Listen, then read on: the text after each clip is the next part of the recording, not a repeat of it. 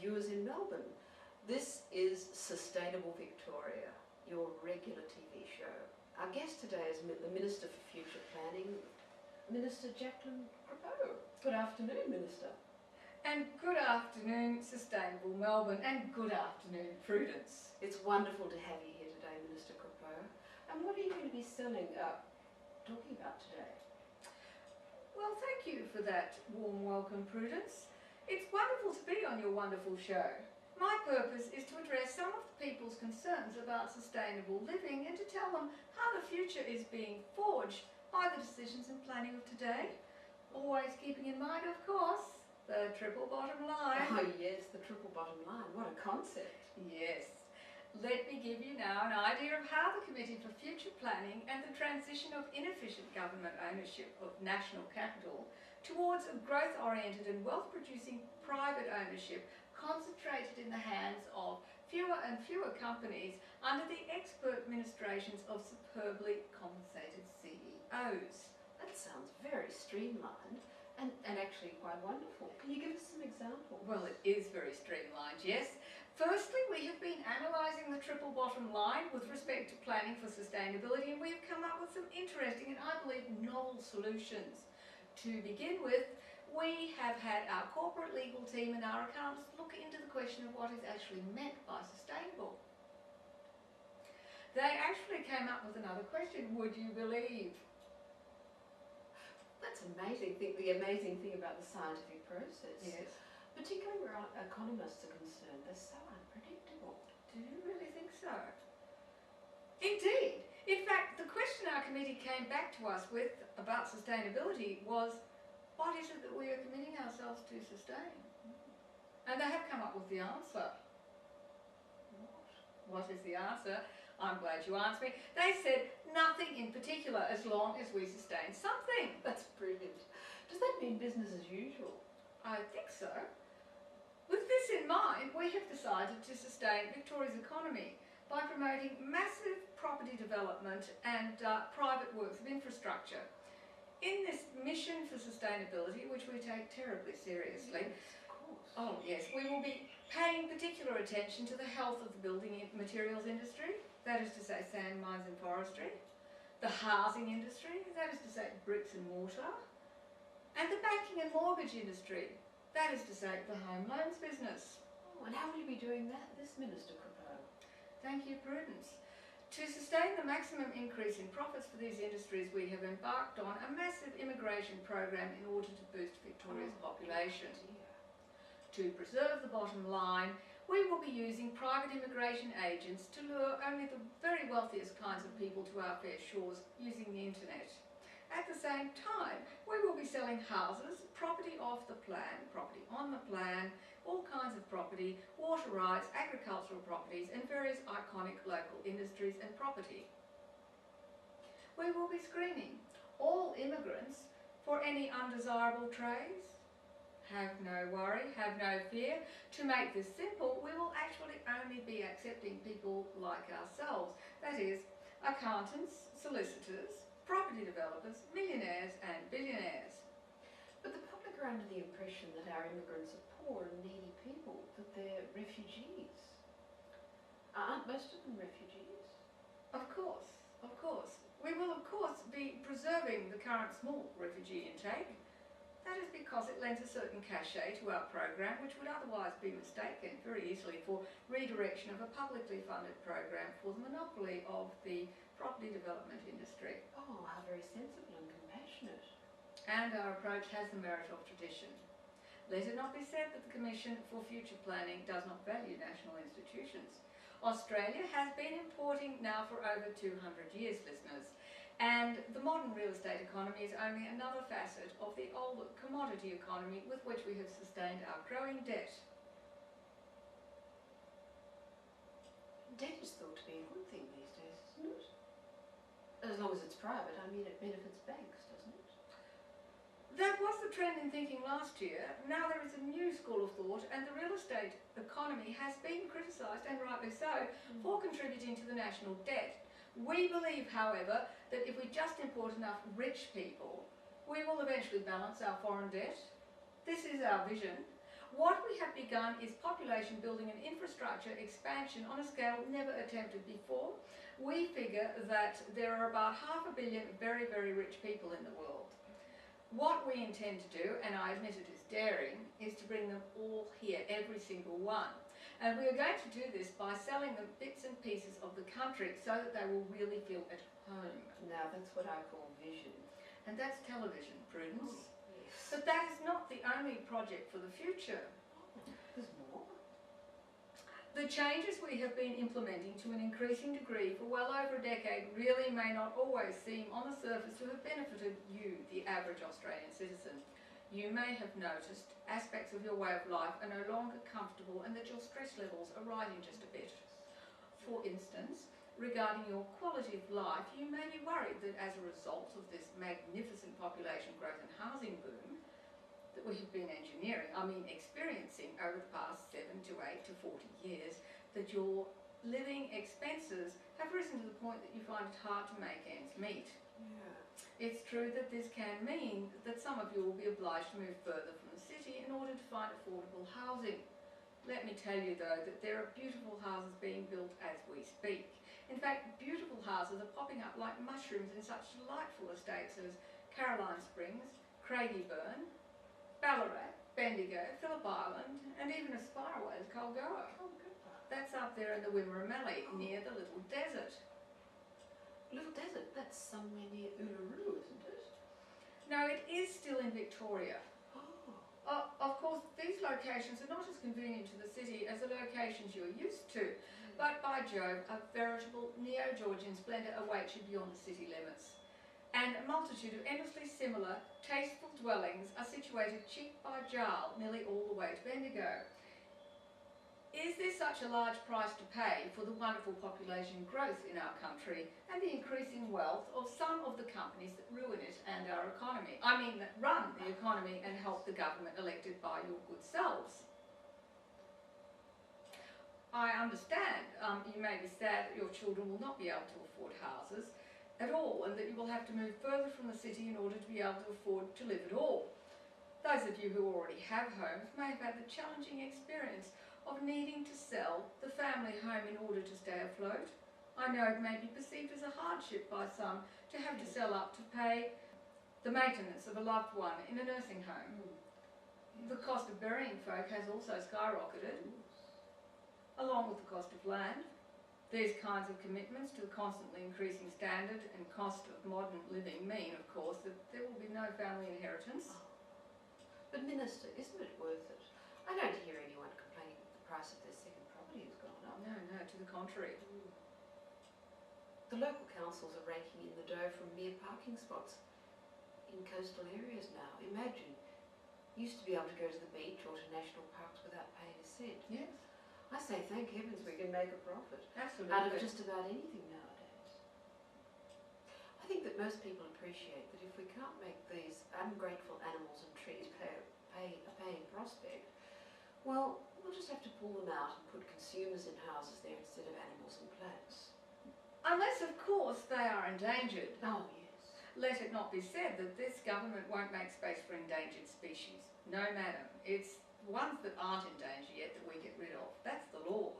And then, of course, they quickly become endangered. That's true. Then our approach is hands off, ladies and gentlemen. Hands off. Don't touch that hairy-nosed wombat. Stand back for the last ground parrot. Make way for the long-footed potteroo. The rarer they are, the better we treat them. We know that they aren't likely to last for too long. Oh, that's true. Change is good, actually. Change is normal. Change always contains unknowns. But I can tell you that it is good for your children to start their adult lives with nothing, to work through the 20s, 30s and 40s in the expectation that they will receive nothing by way of an inheritance. Life wasn't meant to be easy. I never had this choice myself. I grew up in a boring home with a fixed rate mortgage from a government regulated bank. Such a thing. By the time I went to university, it was free. You needed brains to get into science those days, but it was easy to get into law. So I became a lawyer and then did economics and moved smoothly into politics. End of story. Boring, boring, boring.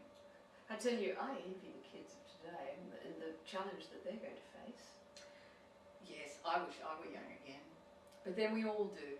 The kids of tomorrow will know such interesting times and the moral satisfaction of doing very hard work for very little money.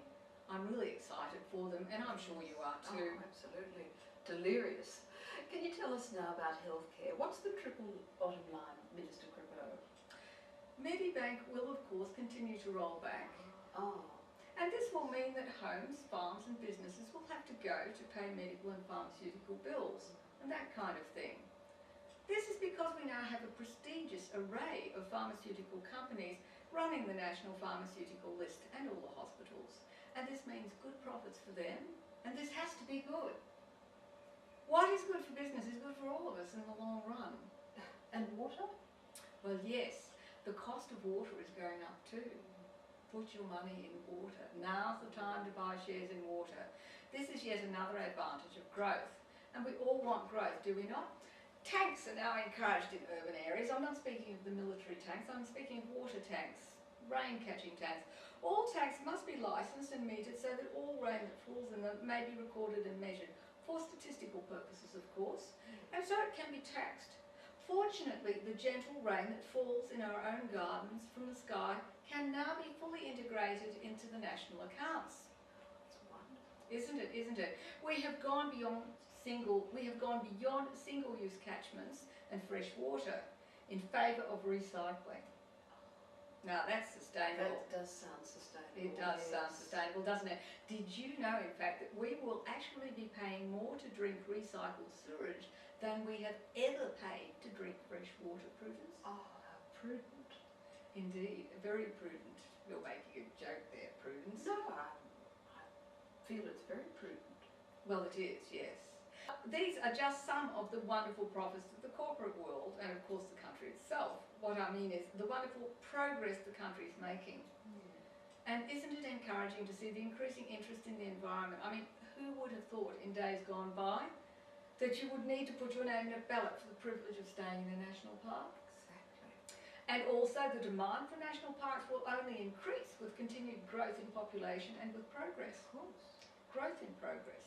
In fact, we can look forward to a time when using television and quadraphonic sound, and you can too, viewers, our children will experience a national park without ever having to go there. Imagine the savings. At the same time, they will be able to have the valuable experience of imagining what it is like being confined in a wheelchair and not to be able to go to such places. And what are the forests? I'm glad you asked. You and I both know that old growth forests are disappearing to maintain supply to the essential wood chip service industry. People will be glad to know that the government will continue to subsidise the old logging companies that perform this valuable service. Yes. There is no price too great to pay to save 100 loggers' jobs and their contribution to the richness and diversity of infrastructure, furniture and architecture in this country. Now, as usual, everyone in Melbourne isn't happy about the latest urban planning laws, but they do incorporate a policy of promoting energy efficiency and innovation. Has this improved attitude actually got off the drawing board yet, Minister Crepeau?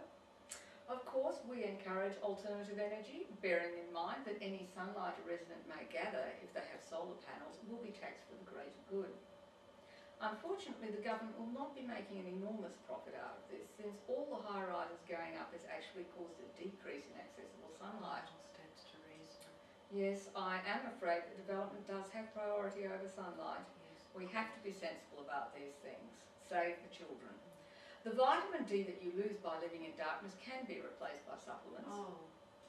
If stress becomes a problem, by all means take a few sedatives or ask your doctor about antidepressants. Or for those who are anti-drug, they could try aromatherapy or what was the other one? Meditation. Those alternative therapies. Absolutely. If you don't like drugs, viewers, try aromatherapy. Yes, we are a little sorry we have to do all this, but the government has certain obligations to its friends in the private and corporate sector who have kindly purchased a number of ailing natural assets, such as the Murray-Darling Basin, as well as most of the national parks. I might add that the parks were only a fire risk anyway.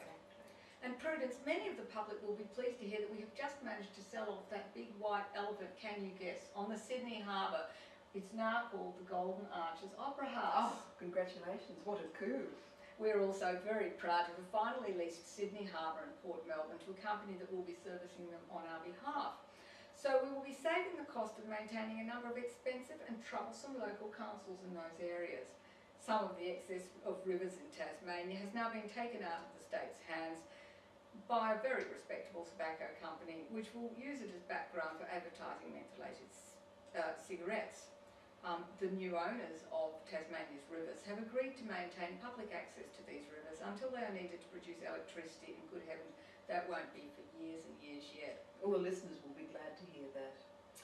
We will, of course, eventually have to satisfy our ever-growing appetite for power, but this is a good, clean hunger. It means growth. Yes, it does, indeed.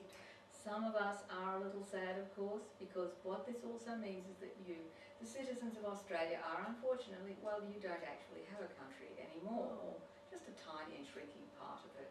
Yes, it is a bit sad, isn't it? No time for tears, Prudence. Say to yourselves, every cloud has a silver lining. There is $1 in every downpour. Start thinking of yourselves as clients, Australians, and as consumers, instead of worrying about voting. This is a market political system, and democracy has been privatised. Buy shares in democracy. Yes, indeed. It is now you, the client citizen, who is really in charge. Economics tell us that prices go lower and lower as resources become rarer and rarer, because you all have the power to drive a bargain and to produce substitutes. Indeed, in your ever-increasing number lies your strength. The increasing dependency of the Australian economy on land speculation means that we no longer need to be the clever country, but can instead direct all of our efforts into real estate sales. There will, of course, be a huge cost saving, as it will allow us to close down our natural science and humanities faculties. The real estate economy will also solve the brain drain. We will not have any brains to drain left, but we will have plenty of drains. Just recently, the government invested many millions of taxpayer money in Telstra to make it a worthwhile asset to sell. Now you, the citizen consumer, can buy it back for practically nothing and build it up again, knowing that you have contributed to the share price, that you will be paying for it. To come full circle, you should now be able to charge yourself for the use of it. Does that make sense to you? I think it does to me, but sometimes I feel I've left something out in the consumer cycle. It's sometimes a hard thing to sell, isn't it, Minister? The concept of citizenship lingers on with the consumers out there. Exactly my point. We are no longer citizens. We have evolved beyond that stage. We are all each other's clients. With this in mind, the Department of Future Planning has decided that all Australians will be encouraged to register as private companies with ABN numbers. Now, please don't panic, listeners. It's not compulsory. No, no, no. However, if you register yourself as a company, then you will be able to write everything you pay off on tax. Eventually, we will no longer be a country, but a set of competing and interdependent companies networked and monitored by the ASC. I knew it had to be useful for something. We in the government are all just so excited about this new way of looking at things. It is opening up undreamed avenues for internal revenue. And I hear you have something really new to do with parking meters. You heard right, Prudence. Yes, she did. Yes, indeed, we will be modifying parking meters to collect tax. It will be very simple. It will be a very simple system and much better than the GST. Basically, every time a citizen uses a service or goes through an entrance, they will have to put money in a tax meter. There is no truth to the rumour, I assure you, that we will be taxing private toilets, by the way. Your Premier has completely ruled that out. No. Yes, and we will be maximising the productivity of parking inspectors, of course, because they will also be emptying the tax meters. In fact, the new tax meters, as a kind of meter on the use of space, the new tax meters function as a kind of meter on the use of space in many new places you would never have thought of before. And all that space was just a liability before. Nothing but a liability. You couldn't make any money out of it. There are still some things you can't make money out of, Prudence, but we're working on them. Fresh air, for instance. There should be fresh air meters. But anyway. Now, how will the average citizen benefit, you ask? I know you were going to ask me. I would have asked you. Yes, and I know all the people out there are wondering that. How will the average citizen benefit? Well, consumers out there, the money will be returned to every citizen through a mathematically guaranteed government system, a bit like the old government bond system. You see, every time a client citizen puts money in one of the tax meters, they will have a chance of that meter paying out a portion of its contents, a little like a poker machine. Oh, wonderful. You get it? Yes, certainly do. Yes. What genius is in charge of our government, you ask? Indeed. Did you ever dream, did any of you ever dream of a tax system where people actually enjoyed paying their taxes? Can you imagine, listeners, now staying up all night paying your taxes, getting drunk paying your taxes, having wild street parties paying your taxes?